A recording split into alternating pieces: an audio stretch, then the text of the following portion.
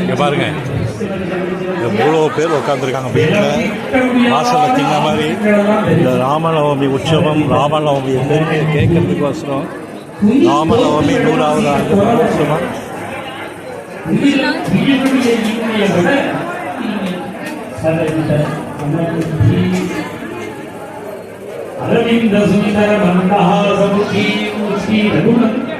எவ்வளோ பேர் பாருங்கப்பா. பார்த்துக்க, ராமநவமி 100வது ஆண்டு நாகைநல்லூரில் மகோத்சவம்.